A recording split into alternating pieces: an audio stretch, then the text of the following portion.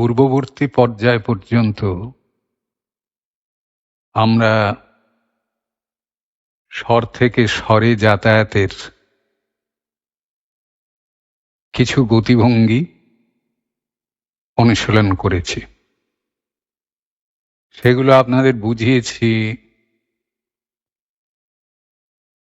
সেগুলো গলায় করে দেখিয়েছি। তারপর সেই রীতির প্রয়োগে একটা গোটা কবিতায় কিভাবে তার রসটা তৈরি হচ্ছে, কিভাবে কবিতার মধ্যে প্রযুক্ত হচ্ছে, সেই রকম একটি করে কবিতায় আপনাদের দেখিয়ে দেখিয়ে এক একটা পাঠ বা লেসন তৈরি করা হয়েছে। এবং তারপরেও সেই একটি রীতি আপনারা নিজেরা আরো অন্যান্য কবিতায় প্রয়োগ করে অনুশীলন করবেন, সেরকম কিছু কবিতার হদিশ দেওয়া হয়েছে। এবং আপনাদেরও বলা হয়েছে যে আপনারা নিজেরা নানান কবিতা খুঁজে সেই রীতিগুলোকে ব্যবহার করুন। এখন কথা বলা যায় যে আমরা স্বর সঞ্চালনের 4-5টা রীতি আমরা শিখেছি। এরপরে আমাদের যেটা করতে হবে সেটা হচ্ছে যে একটা কবিতার আধারে এই সমস্ত রীতিগুলোকে ব্যবহার করতে হবে এবং রীতিগুলো প্রদর্শন করার জন্য ব্যবহার করতে হবে না, কবিতার প্রয়োজন অনুযায়ী, চাহিদা অনুযায়ী এবং আমরা যা প্রকাশ করতে চাইছি তার প্রয়োজন অনুযায়ী এই রীতিগুলোর ব্যবহার করতে হবে। এবং করতে করতে এই রীতিগুলোর ব্যবহারে খুব সড়গড় হতে হবে, খুব সহজ হয়ে আসতে হবে। যতক্ষণ না সহজ হওয়া যাচ্ছে ততক্ষণ এগুলোকে খুব যান্ত্রিক বলে মনে হবে। একটা কবিতার আধারে এগুলোর সব ব্যবহার, এটাই আমি যাব, কিন্তু তার আগে জানার দরকার যে যে রীতিগুলো আমরা শিখেছি সেই রীতির সরব প্রয়োগ শুনলে আপনারা চিনতে পাচ্ছেন তো? আমি আপনাদের বলেছিলাম যে আমাদের পূর্বসূরি আবৃত্তিকারদের যেসব রেকর্ডবদ্ধ আবৃত্তি পাওয়া যায় সেইগুলো আপনারা শুনুন এবং সেখানে দেখুন, যেমন যখন মিড়ের কথা হয়েছে তখন বলেছিলাম যে শুনে দেখুন তার মধ্যে কোথায় মিড় লেগেছে। এ কথাও বলেছিলাম যে তারা হয়তো নিজেরা সচেতনভাবে বিচার করে মিড়গুলো লাগিয়েছেন, এমন নাও হতে পারে। তারা ভাবের বশেই সেসব কাজগুলো সেইভাবে করেছেন। কিন্তু আমরা যে রীতিগুলো শিখেছি তার প্রয়োগ যে আছে আবৃত্তিতে, সেগুলো আমরা পূর্বসূরীদের আবৃত্তি শুনলে বুঝতে পারবো। এই শোনাটা যদি আপনারা করে থাকেন বা করেন, তাহলে কিন্তু এই রীতিগুলো যে আমরা ব্যবহার করছি বা করতে শিখেছি সেগুলো আপনারা চিনতে শিখবেন, চিনতে পারবেন কে কোথায় কি ব্যবহার করছেন। তার ফলে এই রীতিগুলো দিয়ে কিভাবে রস তৈরি হচ্ছে সেটা আপনাদের গোচরে আসবে। আমি যখন একটা কবিতার আধারে এইসব রীতিগুলোকে সংযুক্ত করতে থাকব, সেখানে আবার একটা তো পাঠ তৈরি হবে, যে পাঠটা আপনারা হুবহু অনুসরণ করবেন, অনুশীলন করবেন, কথা সরিয়ে স্বরে অনুশীলন করবেন। কিন্তু আমি যখন এগুলো আপনাদের সামনে তুলে ধরবো, মানে শোনাবো আপনাদের, তখন কোথায় কোন রীতিটা লাগছে সেটা আপনারা চিনতে পারবেন তো? সেইটার একটা পরীক্ষা তাহলে এখন হয়ে যাক। আমি প্রথমে স্বরে গলায় কয়েকটা রীতি করি, দেখুন তো আপনারা চিনতে পারেন কিনা। শুধু স্বরে করছি। প্রথমে আমরা যে রীতিগুলো শিখেছি সেগুলো এককভাবে কয়েকটা, কিন্তু যেমনভাবে পরপর শিখেছি তেমনভাবে হয়তো নয়। পরেরটা আগে, আগেরটা পরে করে আমি ৫-৬টা এরকম শোনাচ্ছি। আ আ আ আ এটা একটা হলো। আ আ আ আ আ এটা একটা হলো। আ আ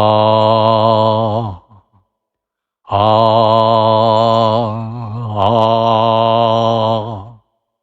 এটা একটা হলো। আ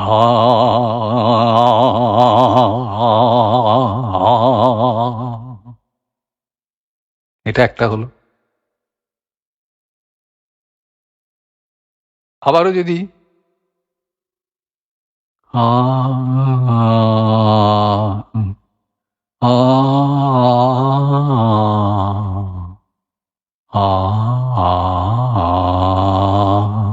এটা শোনাই। শিখেছিলাম ৫টা, এখানে একটু বেশি হয়ে গেল ৬টা। তা এগুলো চিনতে অসুবিধে হলো কি?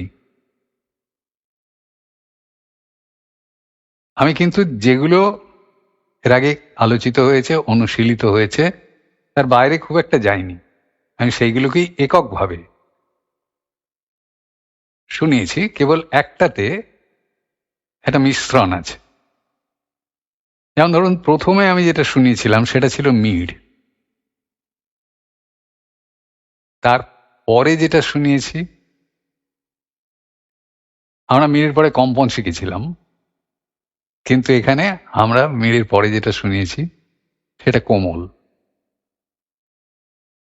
তারপরে যেটা শুনিয়েছি সেটা যুগ্ম স্বর বা কর্ড বলছি চলতি কথায় আমরা, কর্ড। তারপরে যেটা শুনিয়েছি সেটা কম্পন। আপনারা শুনে নিশ্চয়ই মনে মনে ঠিক করেছেন কি শুনছেন।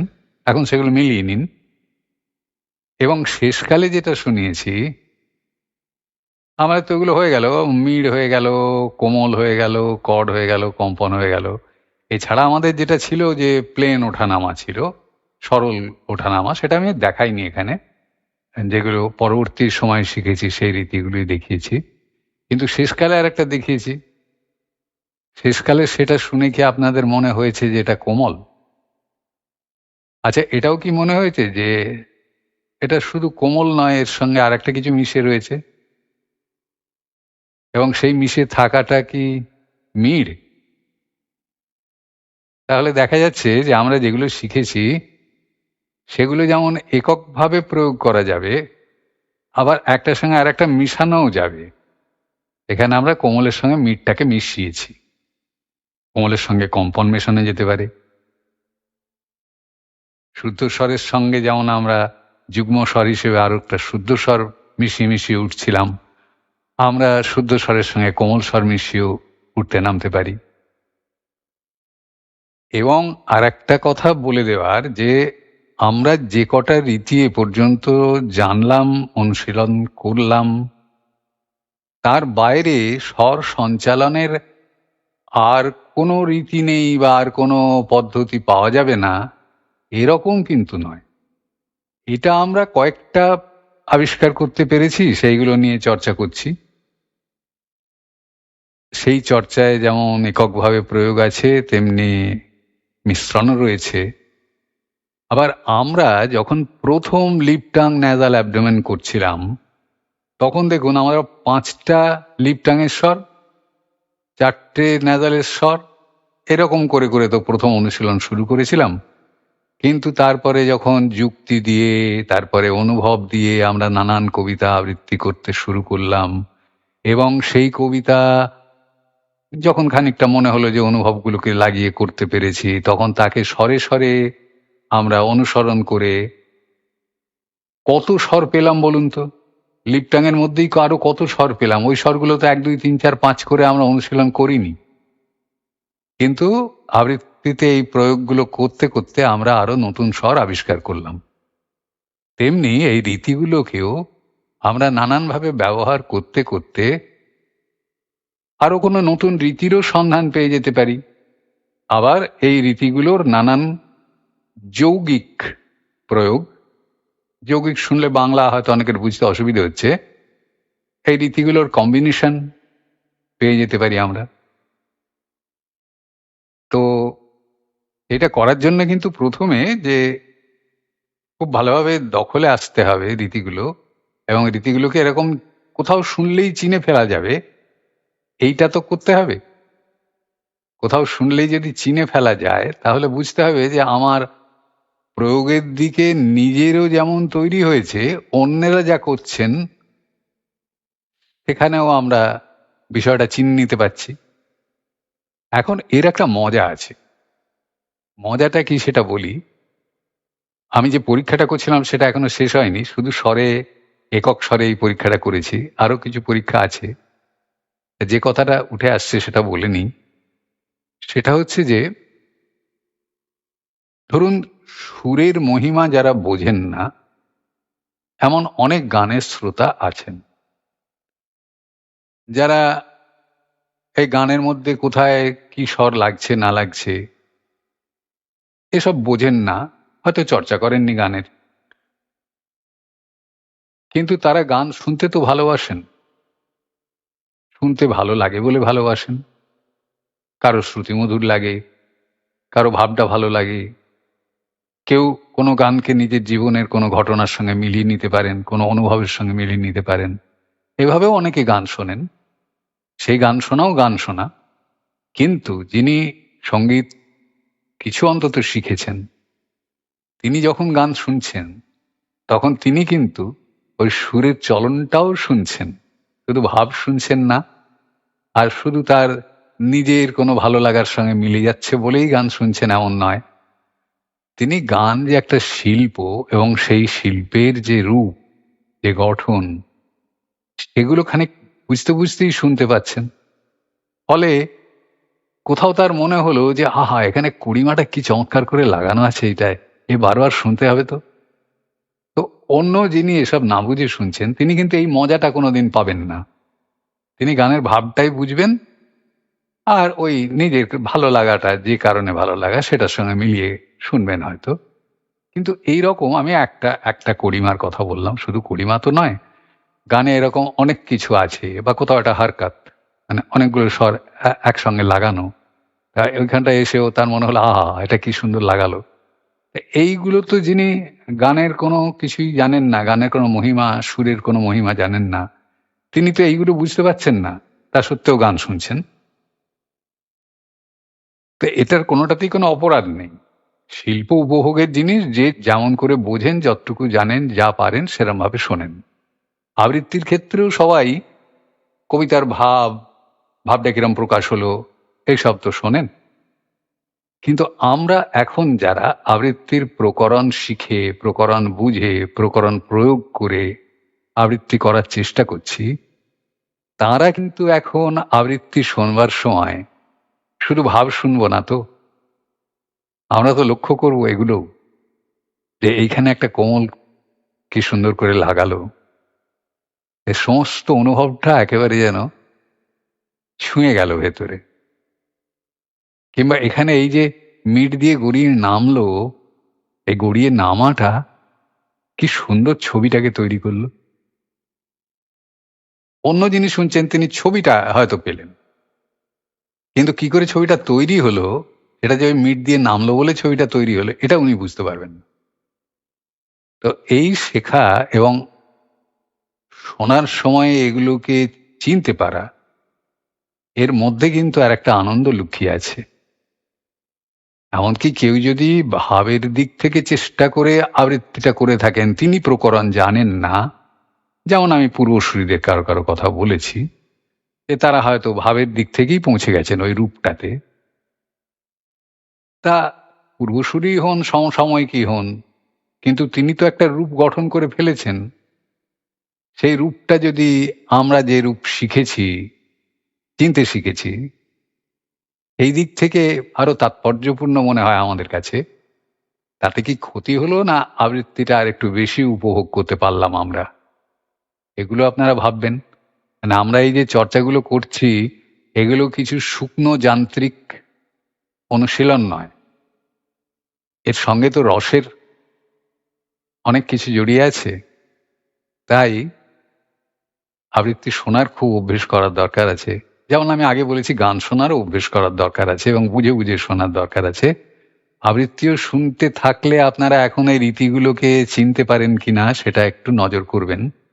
আমি এবার যাই পরবর্তী ধাপে।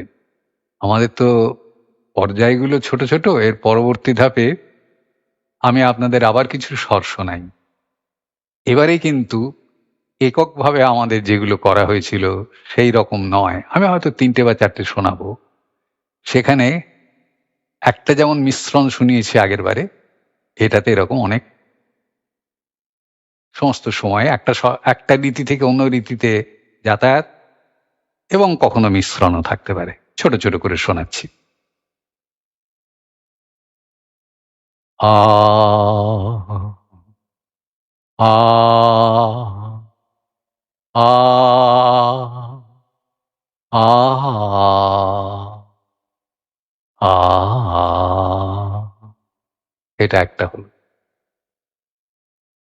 আ আ আ আ দুটো হলো। আ আ আ ৩ টে হলো। আ আ আ আ ৪ টে হলো। কোন একটা রীতিতে আমি দাঁড়িয়ে থাকিনি। একটা রকম থেকে আরেকটা রকমে যাতায়াত করেছি। আচ্ছা, এইগুলো যখন আপনাদের শোনাচ্ছি, তখন কি মনে হচ্ছে আমি গান গাইছি, না কথা বলছি, না আবৃত্তি করছি? কি মনে হচ্ছে? একটু ভেবে দেখবেন তো। মানে গান গাওয়া হয়ে যাচ্ছে কিনা? তাহলে তো সব জলাঞ্জলি গেল। আমি তো গান গাইতে বসিনি। কিন্তু গানে যেভাবে গলা ঘুরে ফেরে, সেরকম করেই এখানে গলা ঘুরছে ফিরছে এবং যে জিনিসগুলো প্রকাশ করা হচ্ছে সেগুলো আবৃত্তির স্বর। বেশ, তাহলে আমরা এখনো অবধি আজকের যে পরীক্ষার কথা বললাম, সেখানে শুধু স্বরে, স্বরেই পরীক্ষাটা হলো। এখানে এখনো কথার আমদানি করিনি। কথা দিয়ে যখন বলব, আমার মনে হচ্ছে যে স্বরে, স্বরে যেগুলো বলেছি আপনারা যদি একটু বারবার, বারবার করে শোনেন এগুলো, তাহলে হয়তো যখন মিশ্রণ করছি বা একটা স্বর থেকে আরেকটা স্বরে চলে যাচ্ছি, যেন কোনো একটা ভাব প্রকাশ করতে, করতেই যাচ্ছি বলে মনে হচ্ছে। সেই ক্ষেত্রে হয়তো আপনাদের একটু খুঁজে, খুঁজে দেখতে হবে যে কোনখানটা অবধি কি রীতি ছিল, তারপরে কোন রীতিতে চলে গেল, কোথায় দুটোকে মিশিয়ে দিল, এগুলো একটু খুঁজে, খুঁজে দেখতে হবে। কিন্তু তার আগে যখন একক শুনিয়েছি তখন এত খোঁজাখুঁজির নেই। কিন্তু যেহেতু আমি স্বরে, স্বরেই শোনাচ্ছি, আপনাদের এটা বুঝতে একটু বাড়তি সুবিধে হচ্ছে। কিন্তু যখন আমি কবিতার লাইন দিয়ে তার মধ্যে এই মিশ্রণ বা একটা স্বর থেকে আরেকটা স্বরে যাতায়াত শোনাবো, তখনও আপনারা এটা বুঝে নিতে পারবেন কিনা, নির্ণয় করতে পারবেন কিনা, সেইটা তো একটা পরীক্ষা হওয়া দরকার। তো আমি পরবর্তী পর্যায়ের শুরুতেই আর শুধু স্বরে, স্বরে শোনাবো না। আমি কয়েকটা কবিতার পংক্তির ভেতরে এই মিশ্রণগুলো করে, করে শোনাবো। তারপরে আপনারা বুঝতে পারলে ভালো, না যদি পারেন আমি একটু না হয় বুঝিয়ে বলবো একটা দুটো যে কোথায়, কোথায় কি, কি হলো। এইখানে যে মিশ্রণগুলো করলাম সেগুলো আমি ইচ্ছে করেই বোঝালাম না। অনেক দূর অব্দি তো বুঝিয়েছি। মিশ্রণের জায়গাটা আর বোঝায়নি। এটা আপনারা একটু নিজে নিজে বুঝে নিতে চেষ্টা করুন। পরের দিন কিন্তু কবিতার পংক্তিতে যে ব্যবহার করব সেইটা আপনাদের বুঝতে চেষ্টা করতে হবে, নির্ণয় করে নিতে চেষ্টা করতে হবে। এটা আপনাদের কাছে কোনো কঠিন অনুশীলনই নয়, কোনো কঠিন পরীক্ষাই নয়। যদি আপনারা ইতিপূর্বে রীতিগুলো শেখবার সময়ে নানান পূর্বসূরীদের আবৃত্তি শুনে সেখান থেকে কোথায় কি প্রয়োগ হচ্ছে এগুলো খোঁজার চেষ্টা করে থাকেন, তাহলে আমার যে পংক্তিগুলো আমি বলবো নানান রকম মিশ্রণ করে আপনারা সঙ্গে সঙ্গেই ধরতে পেরে যাবেন এবং বলে দিতে পারবেন যে হ্যাঁ এখানটাই হয়েছে, এখানটাই হয়েছে। আজ এই পর্যন্ত। পরের পর্যায়ের শুরুতেই কিন্তু আমি ওইটা করে নিয়ে তারপর ওই একটা কবিতার ভেতরে সবকিছু মিশিয়ে দেওয়ার কাজটা করতে এগোবো। আজ এই পর্যন্ত।